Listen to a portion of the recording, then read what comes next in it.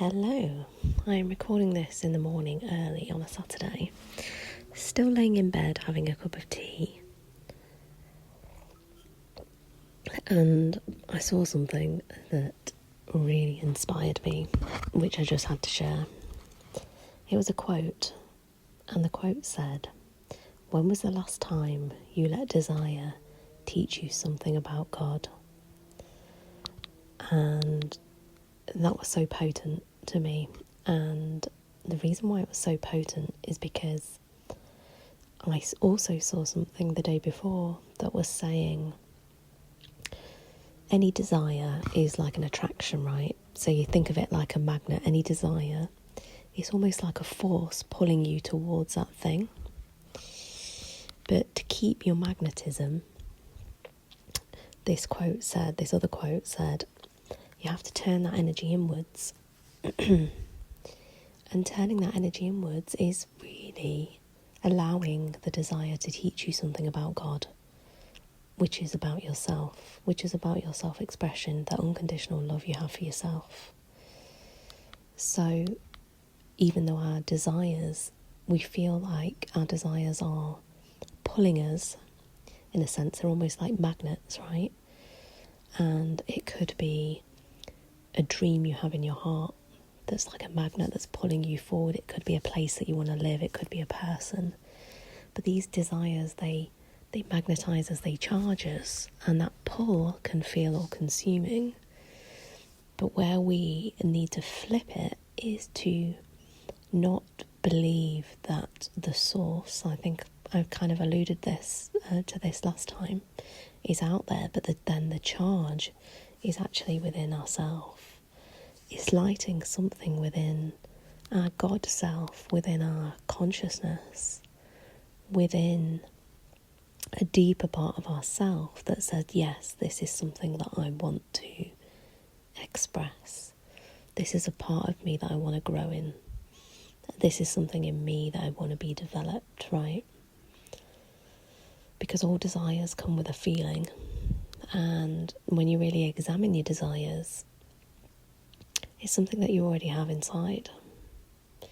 So our desires can teach us about God because they are calling us to greater and greater self-expression and greater unconditional love.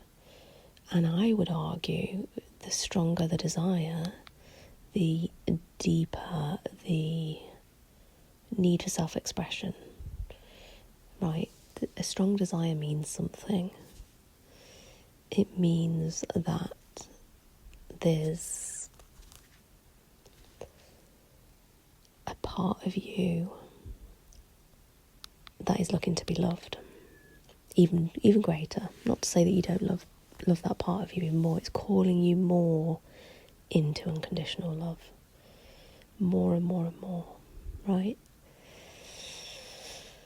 More into the unfolding, more into the expressing, more into the truth telling, more into the alignment, right? More into the authenticity, more into the grounding of yourself. And when we look at our desires like that, and all the little ways that we're pulled in all these directions, it's telling us something really, really important about God, about our self-expression. So we could say that all desire, all yearning is really a hunger for God. And when we look at it that way, we know that we're not attached to the form. It's the energy that we're looking for.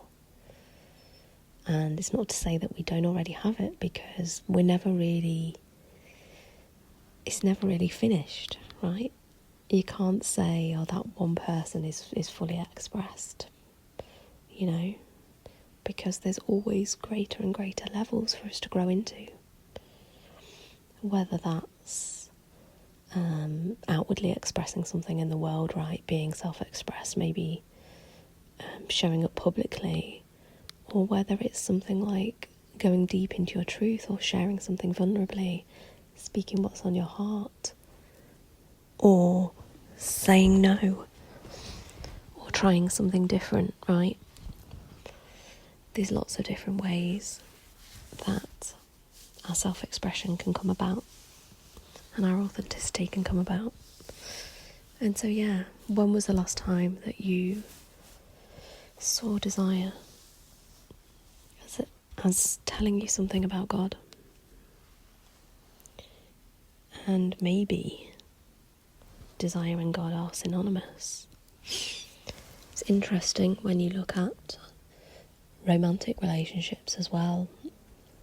We can have physical attraction, but more often than not, there's more than that. And those qualities are telling you something about your own divinity. And it's an opportunity for you to ground more into your divinity and, I guess, embody those, because all our desires are mirrors as well for our hearts, and it's very, very beautiful when we encounter